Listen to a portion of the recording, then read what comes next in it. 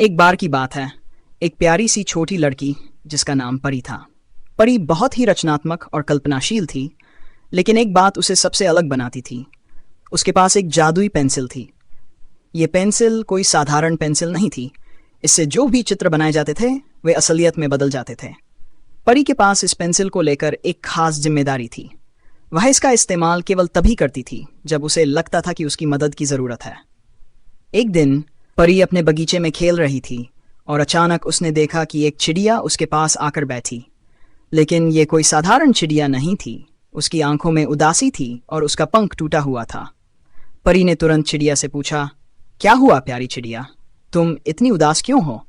चिड़िया ने कहा, मैं बहुत दूर से उड़कर आई हूँ, लेकिन रास्ते में मेरा पंख टूट गया और अब मैं उड़ नहीं सकती।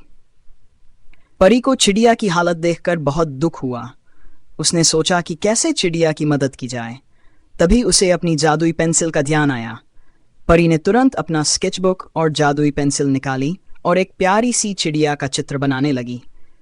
लेकिन वह केवल एक साधारण चिड़िया नहीं थी, बल्कि एक टोनी चिड़िया थी। परी ने चिड़िया के रंग बिरंगे पंख बनाए, उसकी छोटी सी चोंच और बड़ी बड़ी आंखें बनाई।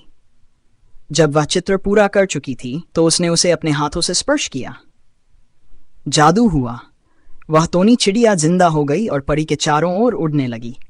टोनी चिड़िया ने परी से कहा, धन्यवाद परी, तुमने मुझे जिंदा कर दिया। अब मैं इस टूटी पंख वाली चिड़िया की मदद कर सकती हूँ। टोनी चिड़िया उड़कर टूटी पंख वाली चिड़िया के पास गई और अपने जादुई पंखों से उसे छुआ। जैसे ही उसने चिड़िया को छुआ, उसका पंख ठीक हो गया। टूटी पंख वाली चिड़िया खुश होकर परी और टोनी चिड़िया के चारों ओर चक्कर लगाने लगी। परी ने मुस्कुराते हुए कहा, अब तुम दोनों एक साथ उड़ सकती हो। हमेशा एक दूसरे की मदद करना और खुश रहना। दोनों चिड़ियां परी को धन्यवाद कहकर आसमान में उड़ गईं। परी ने अपनी पेंसिल को वापस अपने बैग में रखा और सोचा कि जादू तब सबसे अच्छा होता है जब हम किसी की मदद करने के लिए उसका इस्तेमाल करते हैं। उस दिन के बाद परी को हमेशा यह याद रहा कि उसका जादू तभी काम आएगा जब वह किसी के लिए अच्छा करेगी।